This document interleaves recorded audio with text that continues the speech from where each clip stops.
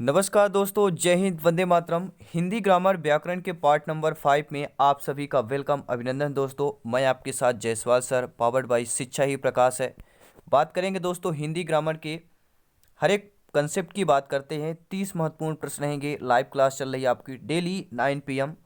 ठीक है, 9 PM पे आपकी डेली लाइव क्लास रहती है। सभी लोग ज्वाइन करें, और अगर चैनल पे पहली बार विजिट कर रहे हैं सब्सक्राइब करें और सपोर्ट करें शिक्षा के चैनल को। जयसवाल सर को सपोर्ट करें, अपने परिवार को सपोर्ट करें। पहला प्रश्न दोस्तों आपकी स्क्रीन पर, हिंदी किस भाषा परिवार की भाषा है? जो हिंदी है किस भाषा परिवार की भाषा है? भारोपीय भाषा परिवार की भाषा है, द्रविड़ भाषा परिवार की भाषा है, ऑस्ट्रिक भाषा परिवार की भाषा है, या चीनी तिब्बती भाषा परिवार की भाषा है? तो हिंदी किस भाषा परिवार की भाषा, सभी लोग कमेंट करेंगे। तो हिंदी आपकी दोस्तों भारोपीय भाषा परिवार की भाषा है।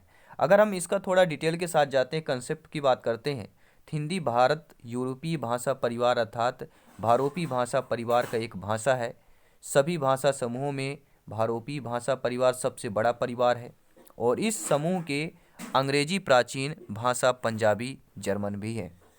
अगला प्रश्न देख लेते हैं दोस्तों, स्क्रीन पर है कि भारत में सर्वाधिक बोले जाने वाली भाषा कौन सी है? आपकी हिंदी है, संस्कृत है, तमिल है, उर्दू है? आप लोग भी कमेंट कर सकते हैं, फटाफट कमेंट करेंगे। और अंत में आपको ये भी बताना 30 में से आपका स्कोर आज की क्लास पे क्या है। अपना फीडबैक देते रहें। भारत में सर्वाधिक बोले जाने वाली जो भाषा है, सभी लोग जानते हैं दोस्तों, हिंदी की बात करेंगे। भारत में हिंदी सबसे ज़्यादा बोले जाने वाली भाषा है। और ख़ास बात यह है कि 2011 के जनगणना के आधार पर जो है हिंदी बोलने वाले लोगों को इजाफा हुआ है।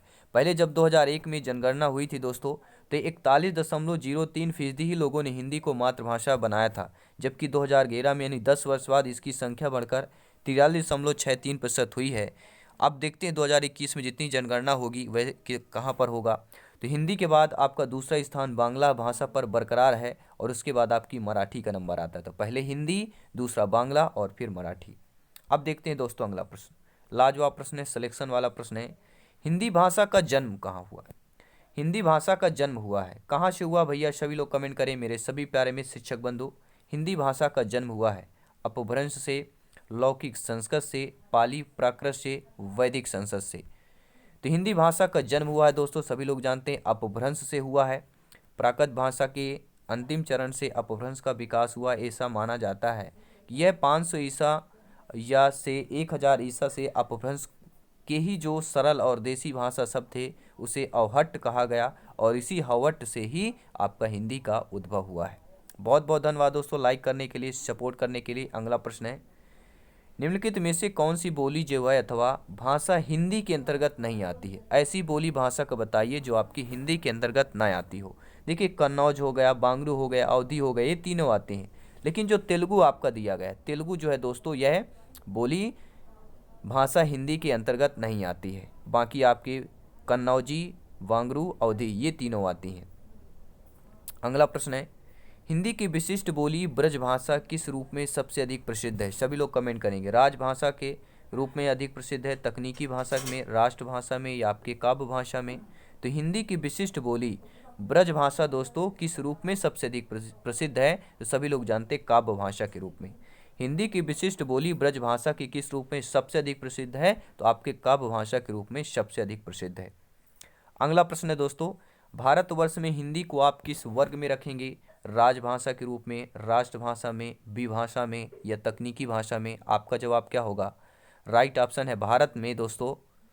ठीक है, भारतवर्ष में हिंदी को आप किस वर्ग में रखेंगे? तो भारतवर्ष में हिंदी को राजभाषा के वर्ग में रखेंगे। पहला ऑप्शन सही हो जाएगा। अगला प्रश्न है, ढूंढाली जो बोली होती है दोस्तों, ये एक बोली है। ठीक है, ढूंढाली एक बोली है, और ये पश्चिमी राजस्थान की है, पूर्वी राजस्थान की है, दक्षिणी राजस्थान की है, उत्तरी राजस्थान की। यानी ये तो समझ में आ गया कि ढूंढानी जो बोली है यह राजस्थान की है।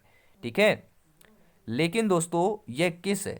पश्चिमी, पूर्वी, दक्षिण, उत्तरी किस है? तो ये पूर्वी राजस्थान की है। ठीक है दोस्तों, आपकी ढूंढानी जो बोली है यह पूर्वी राजस्थान की बोली है।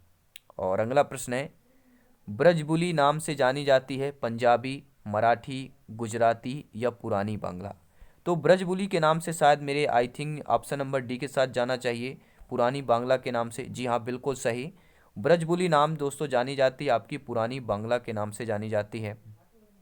ठीक है दोस्तों, अगला प्रश्न है, इनमें से कौन सी भाषा देवनागरी लिपि में जो है लिखी जाती है? ऐसी भाषा का नाम बताइए जो आपकी देवनागरी लिपि में लिखी जाती है। क्या वह आपकी गुजराती भाषा है, उड़िया है, मराठी है या सिंधी है? सभी लोग कमेंट कीजिएगा। इनमें से कौन सी भाषा देवनागरी लिपि में लिखी जाती है? तो दोस्तों सभी लोग जानते हैं मराठी एक ऐसी भाषा है जो देवनागरी लिपि में लिखी जाती है। अगला प्रश्न है, एक मनई के दुई बेटवा रहीन, ओह माँ लहुरा अपने बाप से कहिस, दादा धनमा जवन हमारा, बखरा लागत होए तवन हमका दईद। यह अवतरण हिंदी की किस बोली का है? ठीक है, एक मनई के दुई बेटवा रहीन, ओह माँ लहुरा अपने बाप से कहिस, दादा धनमा वजन हमारा, बखरा लागत होए तवन हमका दईद। तो ये दोस्तों अवतरण हिंदी की किस बोली का है? ठीक है, अगर आपकी बोली नहीं भोजपुरी है, कन्नौजी है, अवधी बोली है, या दोस्तों आपकी चौथा ऑप्शन खड़ी बोली है। चार बोलियां हैं, आपको बताना है कौन सी बोली है। सभी लोग कमेंट के माध्यम से बताइएगा। राइट ऑप्शन जाएगा दोस्तों आपके अवधी बोली के साथ। ठीक है, ये जो बोली है हिंदी भाषा का किस बोली में है? तो अवधी में बोली है, सी ऑप्शन के साथ जाएंगे। और अगला प्रश्न है कि इनमें से कौन सी भाषा संस्कृत भाषा की अपभ्रंश है? सभी लोग कमेंट कीजिएगा, सपोर्ट कीजिएगा, फीडबैक जरूर दोस्तों दीजिए, क्योंकि हम ग्रामर की बात करते हैं। Hindi grammar bye Jaiswal sir आप लोग सर्च कर सकते हैं, हर एक क्लास आपको मिल जाएगी। तो कौन सी भाषा संस्कृत भाषा की अपभ्रंश है? खड़ी बोली, ब्रज भाषा, अवधी भाषा या आपकी पाली भाषा? तो दोस्तों ऐसी भाषा जो संस्कृत भाषा की अपभ्रंश है, तो सभी लोग जानते हैं पाली ऑप्शन हो जाएगा, डी ऑप्शन के साथ जाएंगे।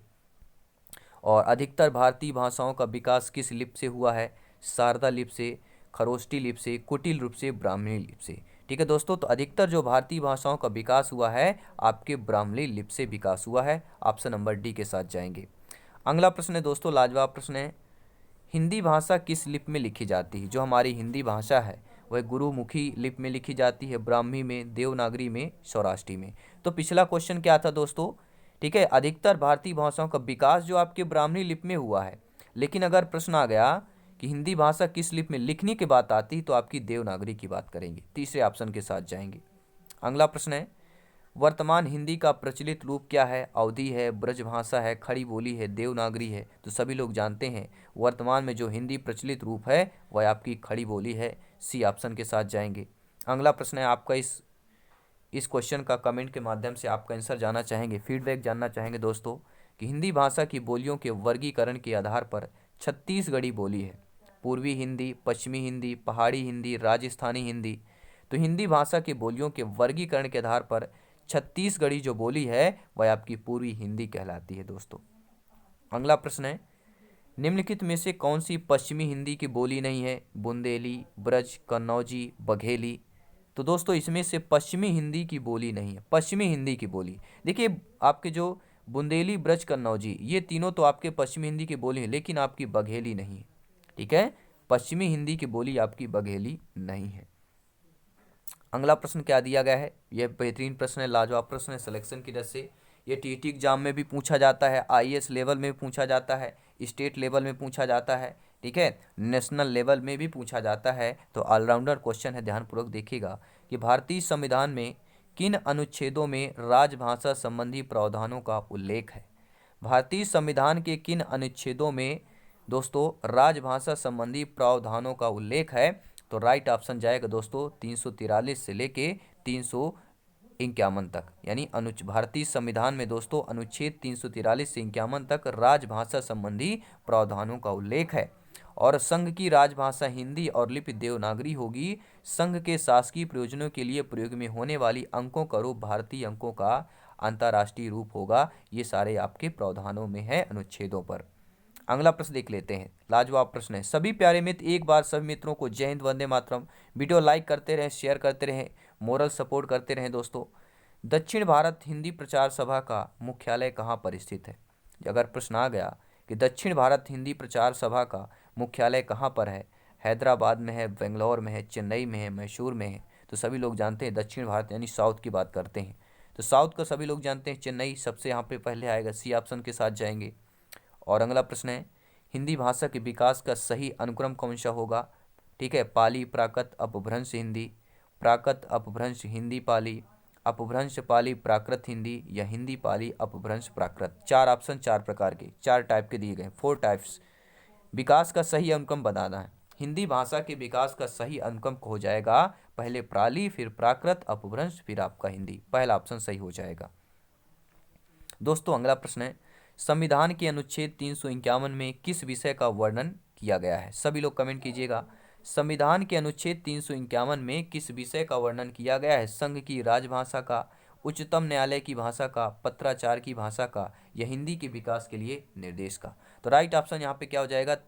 अनुच्छेद 351 में किस विषय का वर्णन किया है? ऑप्शन नंबर डी के साथ जाएंगे, हिंदी के विकास के निर्देश का यहाँ पर वर्णन किया गया है। अनुच्छेद 351 की बात करेंगे। अगला प्रश्न है, ब्रजभाषा दोस्तों है पूर्वी हिंदी है, पश्चिमी हिंदी है, बिहारी हिंदी है, या वह पहाड़ी हिंदी है? तो सभी लोग जानते हैं ब्रजभाषा जो है आपकी बिहारी हिंदी कहलाती है। सॉरी दोस्तों, पश्चिमी हिंदी।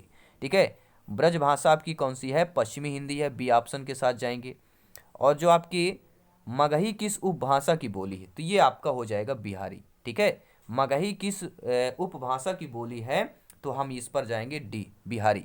ठीक है, मगही बिहारी उपभाषा की बोली कौन सी है? आपकी मगही है।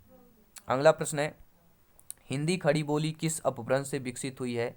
आपके मगधी, अर्धमगधी, शौरसेनी, या ब्राह्मण?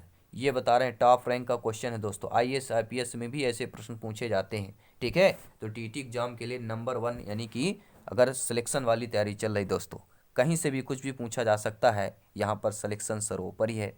और हर एक प्रश्न आपको पता है सिलेबस अकॉर्डिंग है, और ग्रामर का सिलेबस सभी कुछ भी आ सकता है, ये आपको भी पता है।